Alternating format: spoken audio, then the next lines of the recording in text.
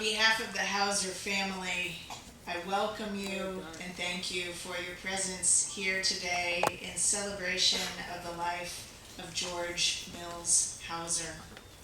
My name is Kristen Stoneking, and I serve as Executive Director of the Fellowship of Reconciliation, the organization through which George served for many years, made amazing contributions, and continues in legacy through the organization and through our hope and our spirit. From the book of Revelation, then I saw a new heaven and a new earth. For the first heaven and the first earth had passed away, and the sea was no more. And I saw the holy city, the new Jerusalem, where every tear will be wiped from every eye. Death will be no more. Mourning and crying and pain will be no more. For the old order of things has passed away.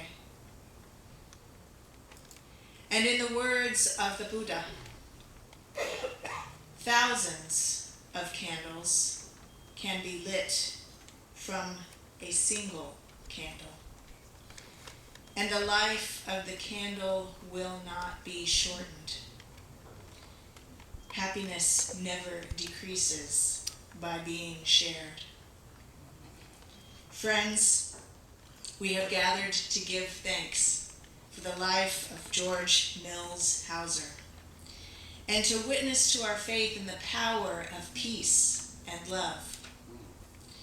We come together in grief, acknowledging human loss, and we come together in gratitude for a life well lived. May we be granted grace that in pain we may find comfort, in sorrow, hope, and in death, assurance of an eternal life where spirit and legacy live on. We now will join together in the hymn, Lead Kindly Light. This hymn, this song, was George's mother's favorite, and one of George's favorites as well, as the words signified to him the importance of taking one forward step, and that each forward step mattered. The words of this song helped him to persevere, to not get discouraged, to not lose hope. It was a song that he sang often, and his daughter Marty will lead us by singing the first verse once through, and then we'll all join, and the words are printed in your bulletin.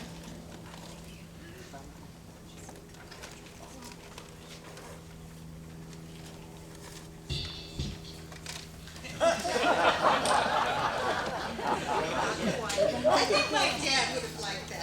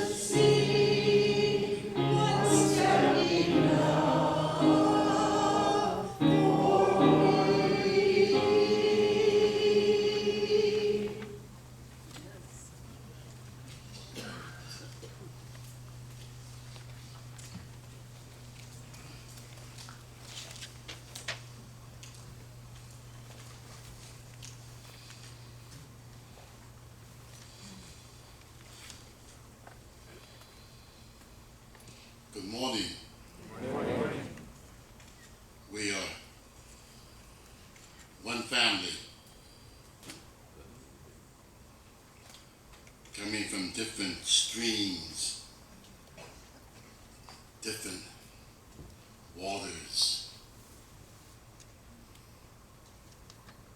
I want to ask you, as is your custom, to enter into the place of the holy as you enter into it. Some of us bow our heads. Some of us close our eyes. The way in which you get in touch with that who is real to you, the center of your life. Let's enter into that place and join me in this invocation.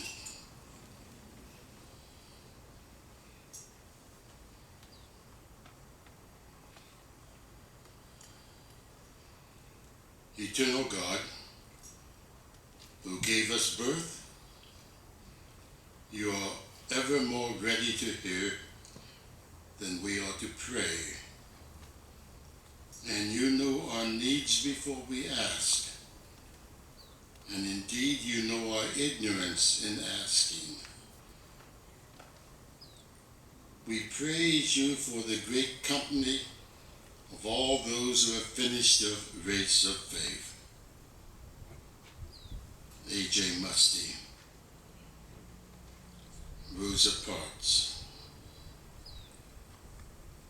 Dorothy Day, Mahatma Gandhi, Coretta King, Byron Ruskin, our beloved George Hauser, and others that we in silence name.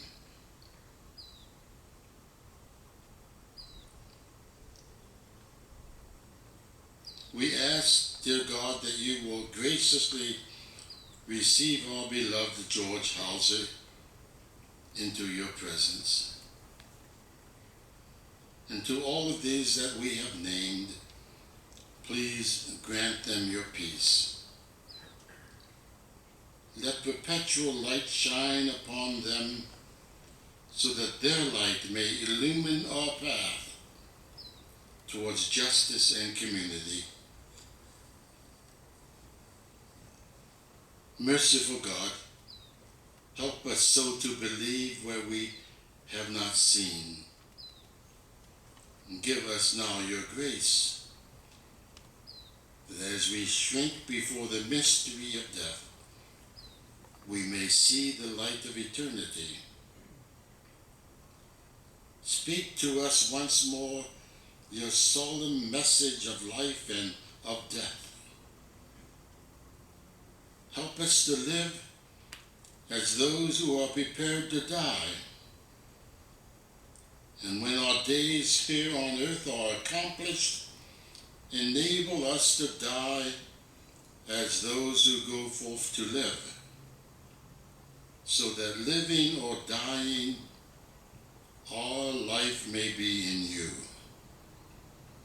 and that nothing in life or in death will be able to separate us from your great love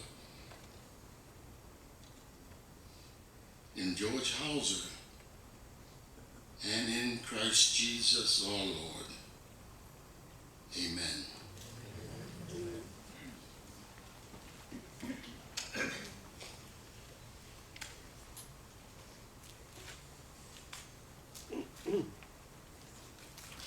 A reading now from the Christian Scriptures, from the book of Matthew, chapter 25, verses 34 through 40.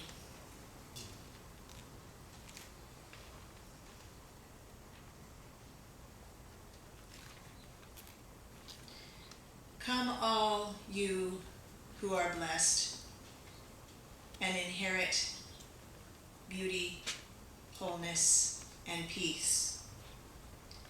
For I was hungry, and you gave me food. I was thirsty, and you gave me something to drink. I was a stranger, and you welcomed me. I was naked, and you gave me clothing. I was sick, and you took care of me. I was in prison, and you visited me. Then they will answer, Lord, when was it that I saw you hungry and gave you food, or thirsty and gave you drink? And when was it that we saw you as a stranger and welcomed you, or naked and gave you clothing? And when was it that we saw you sick or in prison and visited you? And they were answered, Truly I tell you, just as you did it to one of the least of these, you have done it for me. Amen.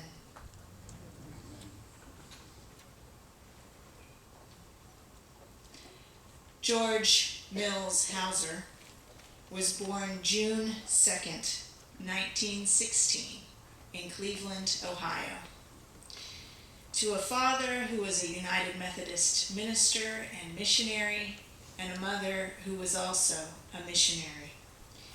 He was the third of 4 children, the first boy, and he spent part of his boyhood until he was 8 in the Philippines with his family on missionary assignment. And then he lived thereafter wherever his father took a pulpit, in Troy, New York, in Berkeley, California, and in Denver.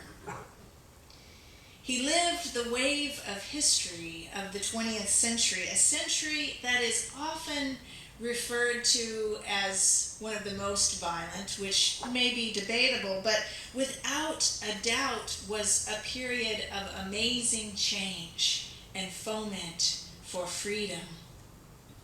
Born as he was on the eve of the United States involvement in World War I, global events and the struggle for peace figured prominently in George's life from the very beginning.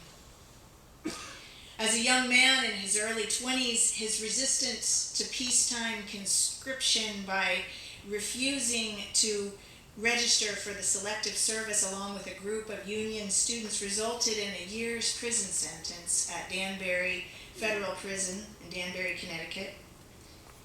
And upon release, resuming his seminary studies not at Union but in Chicago at Chicago Theological Seminary, he was recruited by A.J. Musty, then director of the Fellowship of Reconciliation, to become the youth secretary of the Fellowship of Reconciliation. And he set up numerous cell groups in Chicago and Cleveland, all focused on resistance to war and the roots of war, which George knew very well to be, as Martin Luther King would later put it, poverty, racism, and militarism.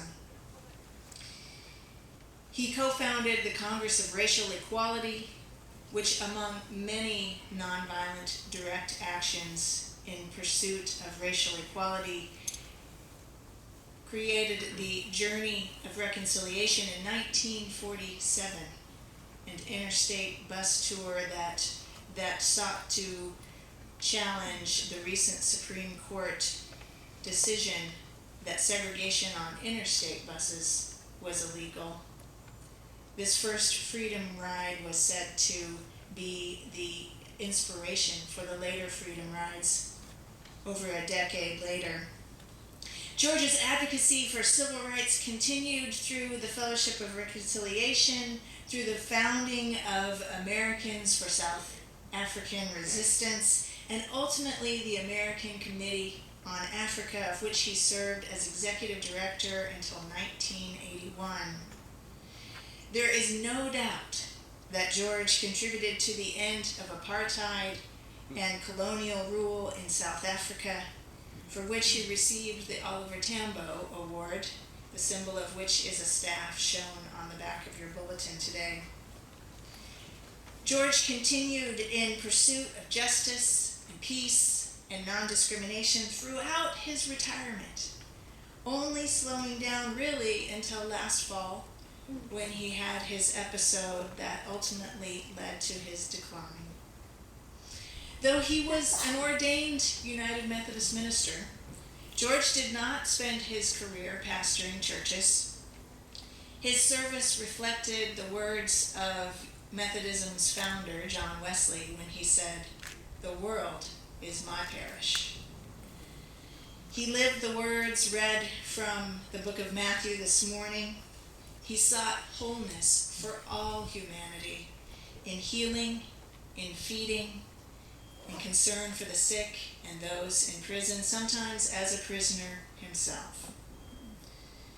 His faith went far beyond the bounds of particularism, beyond the bounds of United Methodism or even Christianity, and he honored the sacred in all persons and in all traditions. There is no question that George's was a life well lived. Our task here today is to celebrate that wonderful light, the same light that emanated as a twinkle from George's eyes. And I know you know what I'm talking about. There was always a light emanating from George's eyes.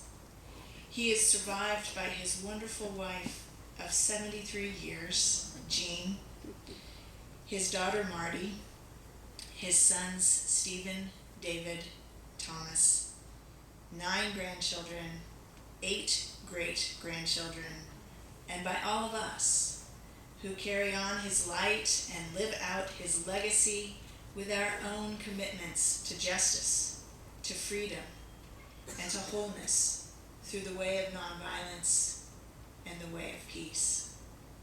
Amen.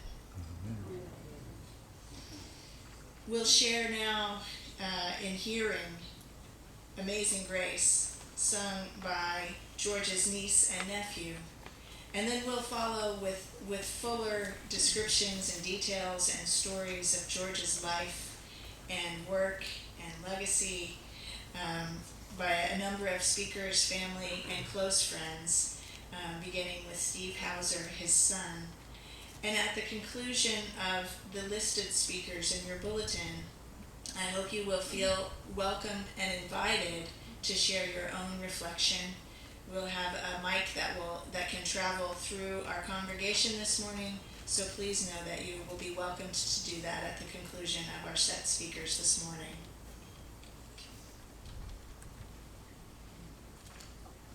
Amazing grace.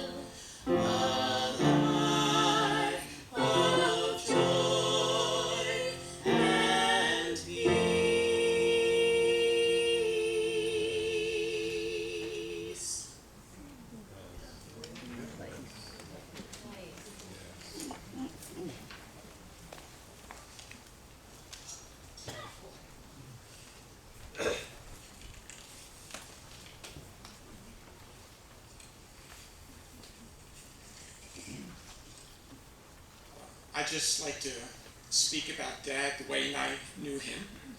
If I was to give these remarks a title, it would be Things I Love About My Father. It's true that my father was best known for caring about big issues like the struggle against racism or the struggle for worldwide social justice, but he also had a great ability to find joy in the little things in life. So for instance, I mean, he used to, and I should also say, same thing with Mom. Dad used to love to make games out of the little things of life. So for instance, a ride to church on a Sunday morning would be an opportunity to coast down the hill on the way to church, see how many miles we could go before we had to hit the gas. Or if two cars were going to the same place for some reason, you can guarantee they would go in opposite directions to see which one got there first, obeying certain laws, of course. You had to obey the speed limit. For my entire life, as recently as a few months ago, a game of yap could elicit howls of laughter if somebody were to get a yap, which is all 5 dice, the same number, in 3 spins or less. Once, when we were camping in Big Sky Country, Dad told me about a game that he used to play when he was a kid, that he wouldn't go to sleep until he had seen 3 shooting stars. Of course, I had to try that, and I don't even remember if I did it or not, but I definitely remember going to sleep trying.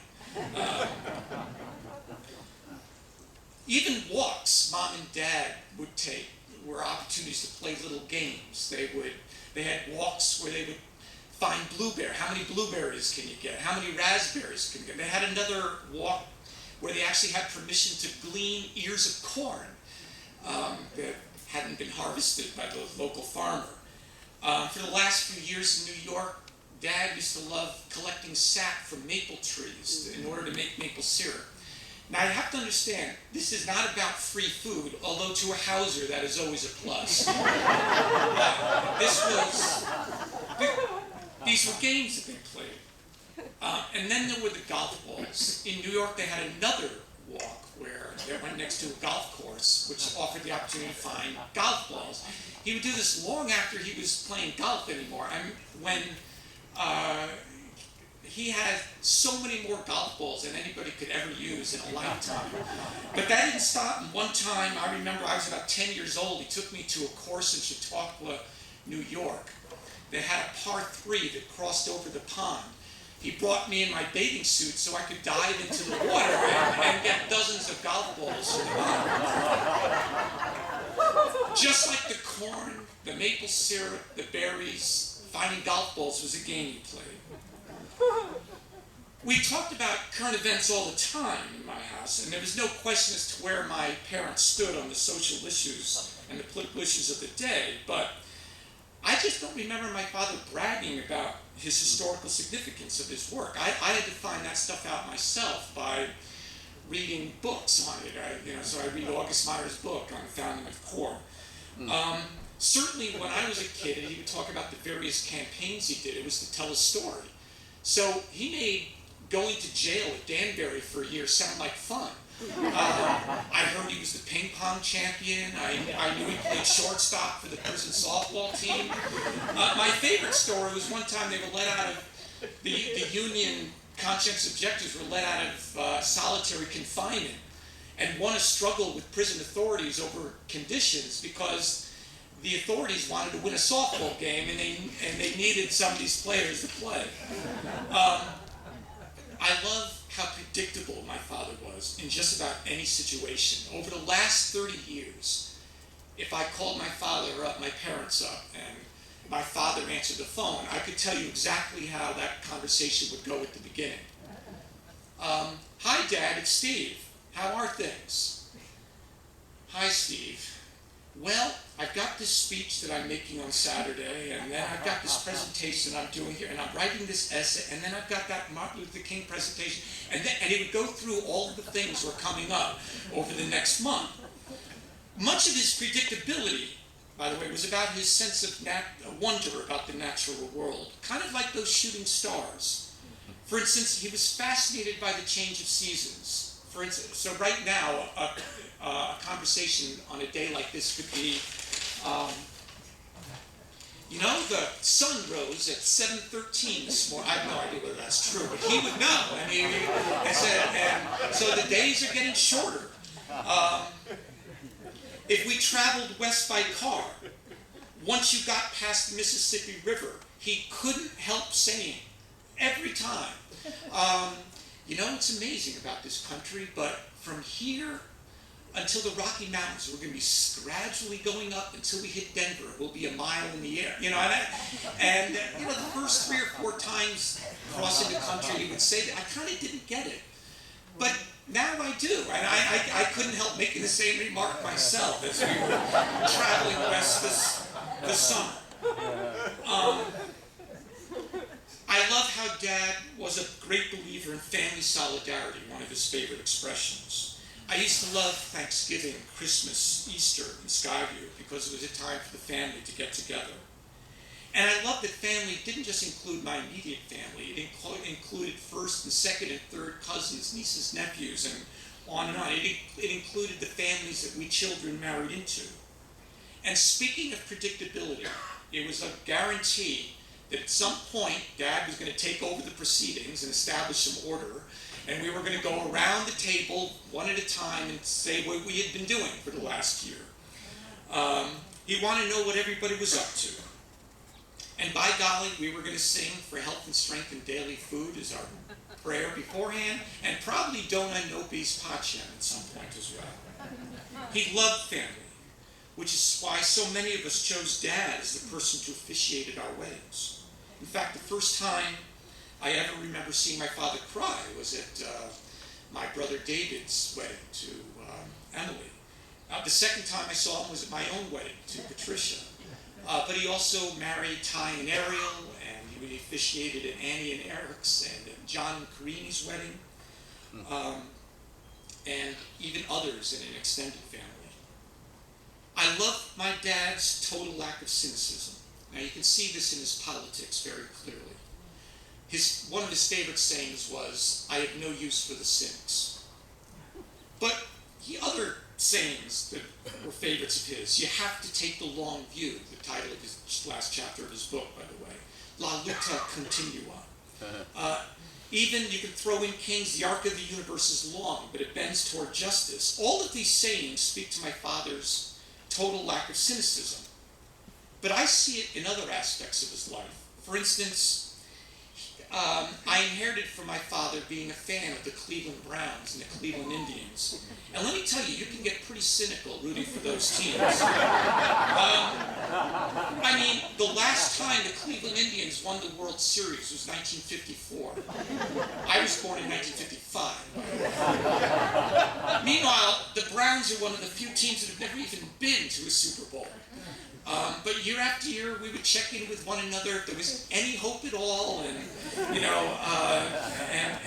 kind of get excited about the possibility that it never panned out. And meanwhile, the Browns just lost their first game, and never mind. I could go on and on, but the real point I want to make about Dad is that his obituary may have made the New York Times and the Washington Post because he cared about the big things in life. But I knew him as a loving father, who also found meaning and great joy in the little things in life too. And that is what I loved most about him.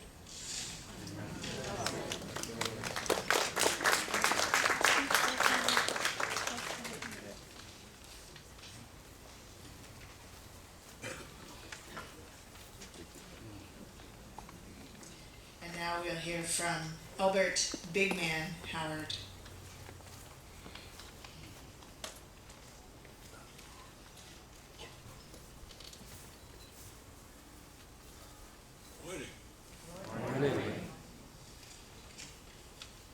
In respect to the passing on of George Hauser, I would like to say a few words of remembrance for this great man. George Hauser, first of all, was a man with whom I held enormous respect. I met George together with his wife Jean in 2010, at a time late in both our lives, through a friend at his home here in a friend's house. We had what seemed to be an instant connection, He was so very vibrant then, still, with his twinkling eyes and enthusiastic, intelligent questions, trying to find out more about me. I was just so happy to meet him and wanted to hear him recount from his excellent memory so many of the wonderful tales as possible of his life in the struggle for human rights and peace. He was a terrific storyteller. I believe we had an affinity for each other, a comradeship, a bond, because of our common interest and experiences in the struggle for the liberation of oppressed people of the world. We both had travels and comrades in common. I'm one of the 6 original founding members of the Black Panther Party, and I was in the party for 8 years. During that time, I served in many roles, including that of national and international spokesman for the Black Panther Party. My work started in 1966, and Georgia's, of course, dated back decades prior to that. Being a principal man of peace, George suffered prison confinement rather than be drafted to serve in war and killed. Instead, he made a lifelong commitment to the peace movement and the struggle for human rights and freedom. George journeyed to the deep south of America, where he fought racism through his work with CORE, the Congress of Racial Equality, and he was involved in organizing and participating in the first freedom rides in 1947. Pursuing his quest in search of racial equality, freedom, and justice for all, George joined the struggle for liberation in colonized African countries.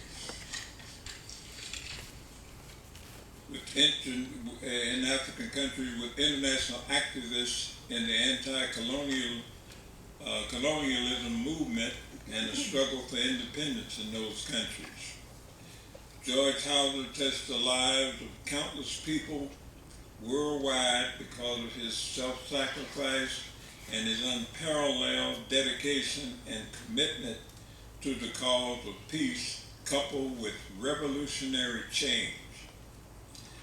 Because of his increased age and infirmity, mine as well, we did not spend a great deal of time together, but that in no way diminished the joy I experienced in George's presence.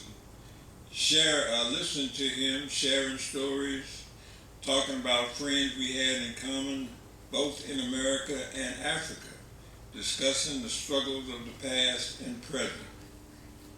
I always treasure our few little luncheons shared also with Jean, his wife, and my wife Carol at both our homes. I won't forget the time when George arranged for me to speak here at Friend's house, and the honor I felt when he introduced me so warmly. To George's wife Jean, his family, many friends, I will say that I know you miss him deeply, but I believe that it comforts you some to know what a unique human being he was and how exceptionally admired and loved he was by so many, many people, and how much he will be missed by all, including myself. I do have the strong belief that certain people like George and also myself are put here for specific purposes, to do work in the struggle for human rights and set the example for others to follow. George Hauser has left his legacy, some extraordinary examples for us to follow. George's work is now done, and I say well done. Time to rest. Rest in peace, George, and thank you for your universal love and commitment.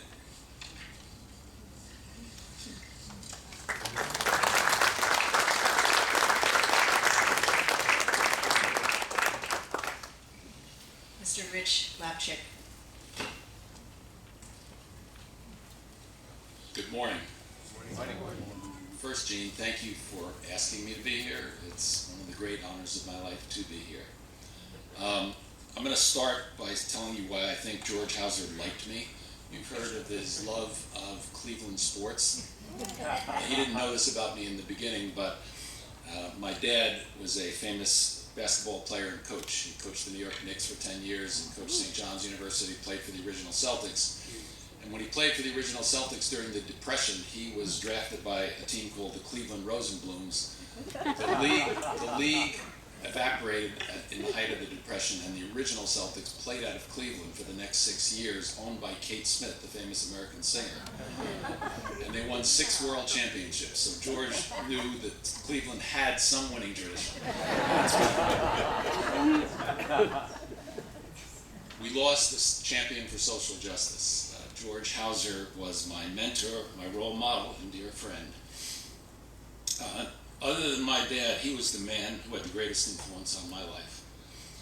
I first read about George in 1966 when he was one of a gathering of black athletes who were getting together to talk about boycotting the Mexico City Olympic Games in protest against racism in this country as well as racism in South Africa.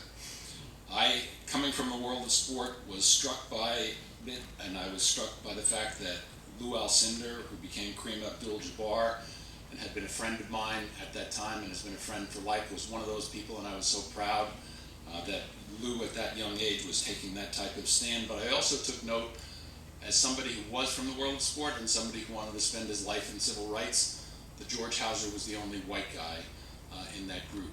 And it showed me something, that it was possible. There definitely was a role for white people in the civil rights movement, and George certainly continued to influence me. My first impressions of George, when I finally met him in the early 1970s, were how soft-spoken he was and how humble he was. You've heard all the accomplishments, you all know all the accomplishments. It's an extraordinary life that brought the New York Times to do a half-page obituary 2 days after George passed. The New York Times doesn't do that often, especially the extent of the coverage and the loving way it was written. For me, in addition to all those things, he was the man most responsible for awakening America's conscience on colonialism and apartheid. We weren't talking about those things when George Hauser founded the American Committee on Africa in the early 1950s. Yet he was that soft-spoken and humble person, and that taught me the effectiveness of both qualities, that people will listen to you more if you are soft-spoken. George became, as I said, my mentor and my hero. I saw his passion for social justice. I saw him take risks that were both professional and personal. He stood tall for all people, regardless of what they looked like or what they believed in. I've always defined a leader as somebody who stands up for justice and doesn't block its path, and nobody epitomized that more than George Hauser. He led anti-colonial efforts in Ghana, the Congo, Kenya, Tanzania, the former French colonies, but nowhere was it more difficult than in the southern tip of the continent, with Mozambique and Angola and Rhodesia and South Africa and Namibia. They held on to their oppressive ways as long as they could because of the incredible wealth that white people had accumulated in those countries. And it made George redouble his efforts to want to do more. He had already helped form a boycott of loans to South Africa, a travel boycott, an oil boycott, a trade boycott. And here was this young guy coming along and saying, George, I think we need to have a sports boycott of South Africa as well. It didn't make that much sense at the time because we didn't have very many sports contacts with South Africa at the time. They were playing the European countries, Britain, New Zealand, Australia, and the rise of the anti-apartheid sports boycott in those countries was squeezing South Africa out. They were no longer allowed to compete in most of those countries, so the United States, unfortunately, welcomed them with open arms, and the sports boycott in this country grew. And when I asked George if he thought it was a good idea, he said, let's do it. I had seen the power of sport. My father, when he was the coach of the New York Knicks, signed the first African-American player in the history of the NBA, Nat Sweetwater Clifton. And literally my earliest memory is as a 5-year-old boy was looking outside my bedroom window and seeing his image swinging from a tree with people picketing under the tree. As a 5-year-old boy, I didn't know what it was about. I would soon learn what it was about and what racism was all about in our country. So I went to George and said, can we start to organize this? I knew from his interest in the Mexico City boycott that he one, loved sports, and two, saw the power of sports, that it could be a vehicle for positive social change. So we formed that sports boycott. The American Committee on Africa was the go-to organization. For 25 years, there virtually was no other organization doing this type of work. So of course, I tried to get a partnership with George and the American Committee on Africa. I was physically attacked in 1978. The first South African team was coming. It was a Davis Cup team that was going to be playing in Nashville, Tennessee. I was kind of taking the lead on the organizing of the efforts to get it canceled. I'd just come back from Nashville, was working late in my college office. My office was in the school's library. The library closed at 10:30, 10:45. There was a knock on the door, and I assumed it was the campus security police, but instead it was two men wearing stocking masks who proceeded to cause liver damage, kidney damage, a hernia, concussion, and carved the N-word in my stomach with a pair of office scissors. George Hauser came to my side at that time and helped me regain my strength to know that if people were willing to go to this length to stop people like George or stop people like me, that we must have been doing something that was threatening to the racist regime in South Africa. George was among the most principled people I've ever met. His leadership was built on moral and ethical principles. He always had a firm and unwavering commitment to social justice for everyone. I knew no better advocate for justice regarding the end of colonialism and apartheid than George Hauser. He stood that tall on all social justice issues. None escaped him. I remember a conversation after the Nashville demonstrations when South Africa eventually did play in that Davis Cup match. George told me, and it broke my heart to hear him say this, he said, "I don't think I'll live to see the day when Zimbabwe, Namibia, Mozambique, Angola, Guinea-Bissau, and South Africa will be free." 2 years later, all but South Africa were free, and everybody could focus their efforts on bringing down the apartheid regime. And I'll always remember the day, it was May 10th, 1994, that I stood by George's side at the Union Buildings in Pretoria as Nelson Mandela was being inaugurated, and we knew that day that anything and everything was possible. If this man who had been political prisoner for 27 years could come out and become president of the most racist state on the face of the earth in the second half of the 20th century, then anything and everything is possible. A lesson for all people who treasure fighting for social justice. I spoke with Nelson Mandela after the ceremony. He went to a Zambia-South African soccer match instead of all of the events that were being held in his honor in Pretoria. And he asked me to sit in the box with him, and I said, "Mr. President, why did you come here today instead of all those receptions?" And he said, "I wanted my people to understand that I knew that the boycotts that were put in effect against South Africa hastened the day that I was released from prison and hastened the day that I became president." And we all knew that George Hauser was the architect of most of those boycotts. After he retired from the American Committee on Africa, I always tried to see George when I came to New York. He was a basketball fan. I had tickets for basketball games. We went to a lot of them together in those years, and the friendship deepened. The National Consortium for Academics in Sport, which is an organization that I helped found 30 years ago, was honoring Nelson Mandela in the year 2010. President Mandela at that time was too frail to travel. It was one of the last awards that he accepted. In fact, when I was just in South Africa a couple of weeks ago and went to the Nelson Mandela Foundation, where the award that he received there that night is one of the like a dozen awards that he had displayed. But because he couldn't travel, he asked, guess who to represent him? He asked if George Hauser would represent Nelson Mandela. And he did, and George, 95 at the time, traveled all across the country with Gene, and we spent some terrific time together in Orlando. And in his remarks, he said of President Mandela that people who supported apartheid and did not support equal rights considered him, meaning George, a troublemaker. He said, but Nelson Mandela was the master troublemaker, and George was happy to be in his company. The DeVos Sport Business Management Graduate Program, which I chair, gave George its A Hero Among Us award. We've only given that award twice in 15 years. And George addressed our students and left them immensely inspired, as he's done for me for the last 45 years. My wife, Ann, and I, who was here, loved being with George and Gene. I was blessed that I was able to come to California and visit him 4 times in the last year. And no matter what his health, no matter how frail he might have felt at that moment, he was always had that, as has been referred to earlier, that twinkle in his eye, and always wanted to talk about social justice. And Ann and I have a daughter named Emily who is involved on the issue of human trafficking. And he said, I've got this granddaughter named Emily, and I was so thrilled to be sitting next to her and learning. And George and Jean bragged about the great work that she'd been doing. And it was, some people say the acorn doesn't fall far from the tree. And this has certainly happened in the Hauser family.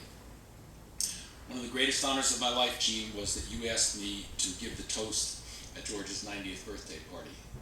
I literally consider it one of the greatest honors of my life. This being able to be here today is pretty close to that. And I looked around the room. It was in New York, in Nyack, I think, and it was filled with people from all across the United States and all across the globe.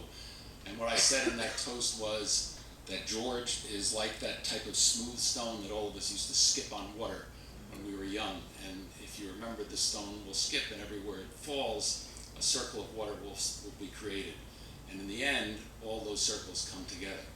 And that's what George Hauser did, to bring that incredible array of humanity together. He was like a tall candle, and a reference was made to 1,000 candles earlier, but his bright light quietly and powerfully spread to everybody around him. You couldn't help but be empowered by George Hauser. So I think that one of the things that George did that endears him to everybody is that he was one of the few people who knew that you didn't have to be a woman to want to fight against sexism. You didn't have to be Jewish to want to fight against anti-Semitism. You didn't have to be a person of color to want to fight against racism. You didn't have to be poor to fight against poverty. You didn't have to be African to want to fight against apartheid. We were all part of the same human fabric. George Hauser represented that better than anybody I knew. Thank you for listening.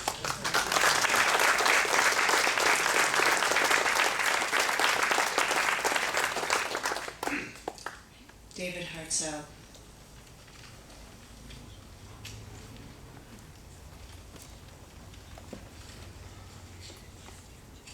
Thank you, and it's an honor to be here with you to celebrate the life of our dear friend George Hauser. George was a shining light who the world has been blessed to have with us for 99 years. George was a prophet, often way ahead of his time, saying and doing things which others only did decades later. George walked his talk. He put into practice the things that he believed in. And as you've heard, these included, because of his belief in the value of every human being, refusing to kill, refusing to register for the draft, and going to prison during the Second World War. George's commitment to challenging racism and injustice, starting early in his life in Chicago, where he helped found the Congress on Racial Equality, and then playing a very key role in launching the first Freedom Ride in the South in 1947, where they were met with hate mobs, risking their lives so that others might be able to ride the buses in dignity. George's belief in the freedom and dignity of every human being on the planet led him to his decades of work with the American Committee on Africa, working for the end of the apartheid regime in South Africa and building support for the freedom and independence movements all over the African continent. George knew, and I'm sure was a very important moral support for many of the freedom leaders in Africa. Some of the things that I've especially appreciated about George over the many years include the sparkle in George's eyes and his love of people. George's affirmation of life and his belief that we can all make a difference. We can act to make our local community, our nation, and our world reflect the kind of society we deeply believe in. The depth of George's caring for humanity and his lifelong commitment to building and supporting movements for justice and peace around the world. George's good strategic thinking and always asking good questions. Good and hard questions. George's phenomenal memory about almost everything he's ever done over the past 90 years, and how he and others carried out that work. As others have said, a phenomenal storyteller. And I'm sure most everybody here was on the receiving end of hearing many of those amazing stories. George's steadfastness. He kept at his commitment to work for a more just and peaceful world for his whole life. George never gave up. George did not let his age, even into his late 90s, get in the way of his continuing to care about the world and to work to help change it toward becoming what Martin Luther King called the beloved community.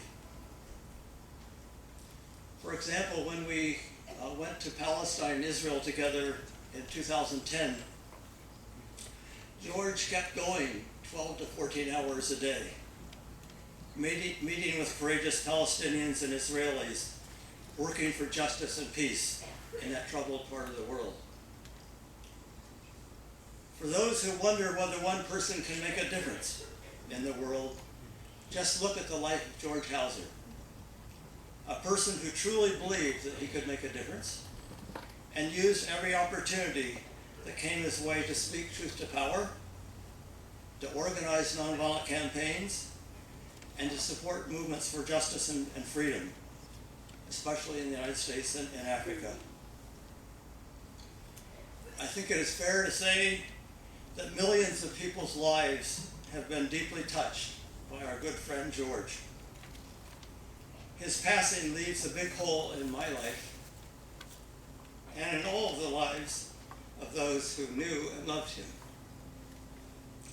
But the seeds he has sown and the organizations and movements he helped to organize and support, as well as all of us whose lives he has touched, will continue to be inspired and strengthened by George's amazing life. Thank you, George, for a life well lived. Your example and your spirit will continue to live in all of us. George Hauser Presente.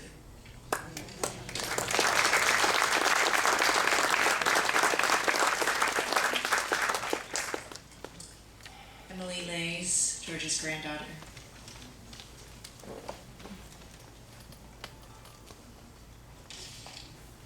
Good morning. I am very grateful for the opportunity to get to say a few words about my grandpa, and I like to think that I still represent the young Hausers. Only my niece Stella is here to prove that I'm not the youngest generation anymore. My primary association with my grandfather was his work in the struggle for African liberation, his travels in Africa. I have many other associations with him as well. A graduate of Berkeley High, he taught me the Cal Fight song early on, and I felt myself really antagonistic towards Stanford before I even knew what Stanford was. But he really was, as long as I can remember, my Africa grandpa. And though I was born and raised here in Sonoma County, and only saw him and my grandmother about once a year, I grew up with an awareness of Africa. A big part of that was the fact that my mother, Marty, spent a year in Malawi and Nigeria and brought back stories and clothing and these musical gourds that we were allowed to play sometimes around the house.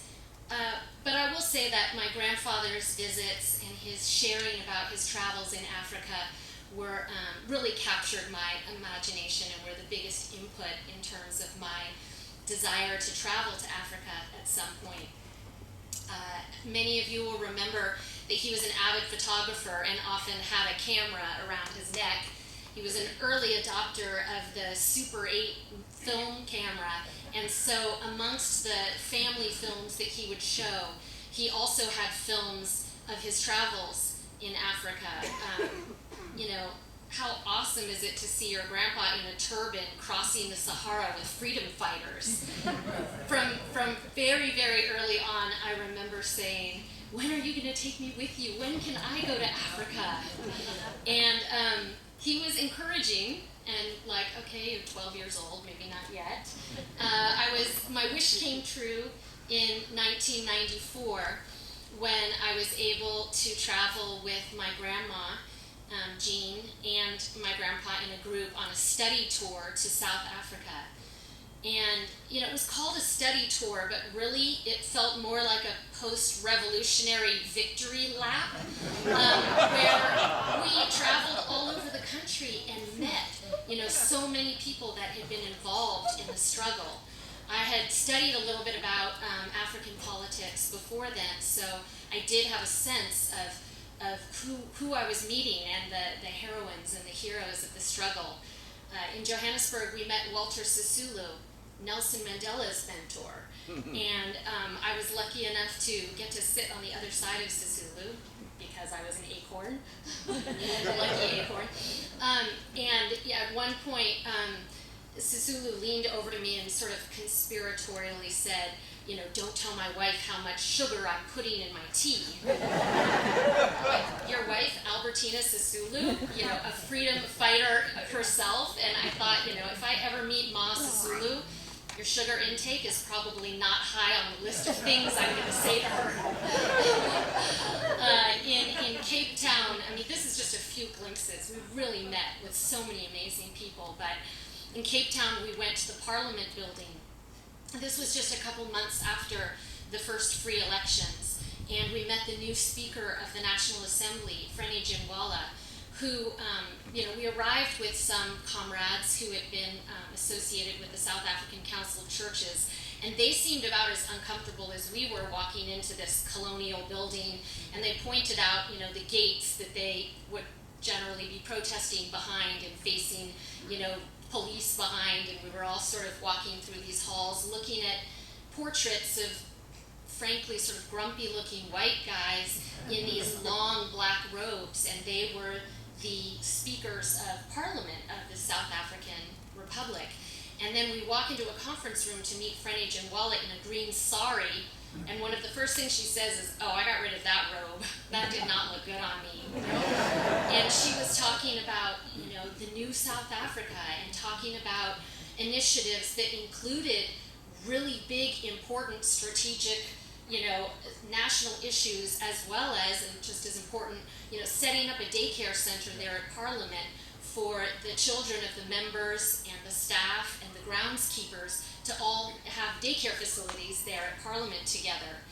And it was really surreal for me, and I can't imagine how it must have been for my grandfather, who of course, you know, had been a prohibited immigrant from South Africa for so long and struggled to try to see this day, and as we heard, didn't necessarily know that he would see that day before he died. I was absolutely taken with this experience traveling to South Africa, and so returned 5 years later and got the fascinating but not very marketable degree of Master's in South African and African politics. But it was through those studies as well that I got to learn more about my grandfather's place in history, and just continued to be more and more admiring of him. You know, when I came of age at a time when African liberation was basically the norm. I graduated high school in 1990 when Namibia achieved independence and Mandela was released. I graduated college in 94 as South Africa finally had the first free elections. And so, you know, there's a way in which I think that history can seem inevitable, you know, once it's happened. And to have a sense of, you know, my grandfather being not only squarely on the right side of history, but also part of making that history happen, has continued to be really awe-inspiring for me.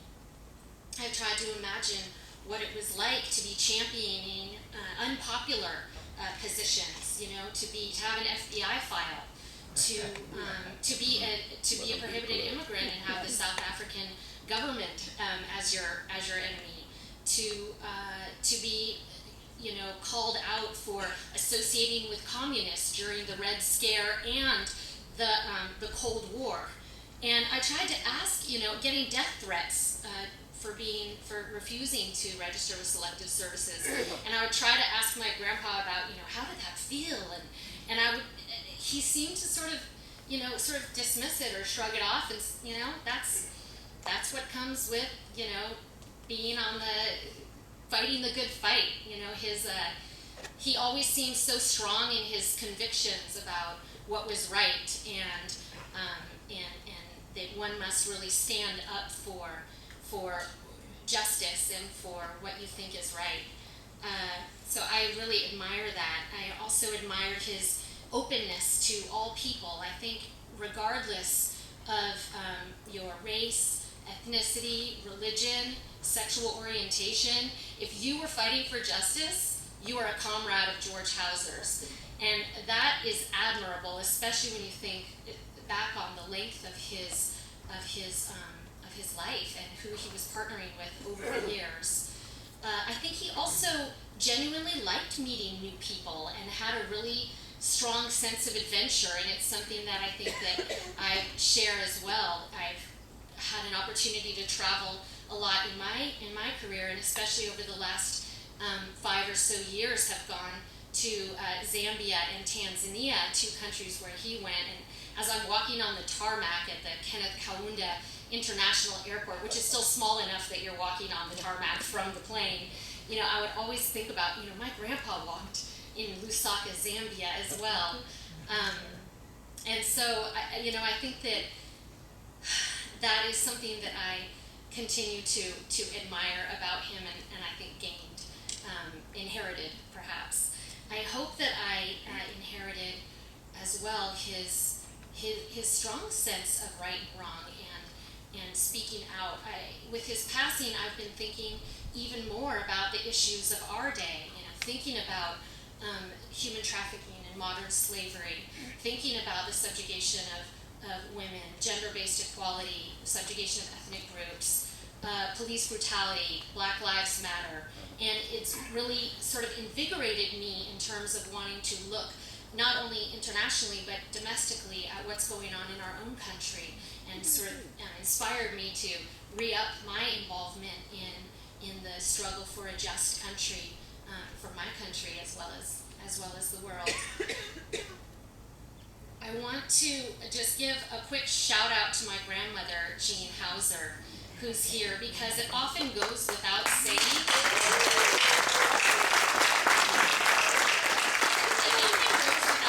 But it should be said that, you know, having the kind of career that my grandfather had, he could not do by himself. He certainly couldn't raise 4 well-adjusted, successful, remarkably good-looking children as well. But, you know, without the tireless and unwavering support of my grandmother, I don't think his career would have been possible, and let alone this amazing family that I'm lucky enough to be born into. So thank you, Grandma, and shout out to you. So finally, I just wanted to say something, and it's something that my Uncle Steve already mentioned, which is this optimism that my grandfather had, and this certainty that good would triumph over evil. I mean, he wouldn't talk about evil, but this, you know, I think of Dr. King's message, the arc of history is long, but it bends towards justice. And this is something that I think my grandfather absolutely embodied, and I think it keeps one going one step at a time when you're up against things like racism or sexism, these huge issues, or homophobia.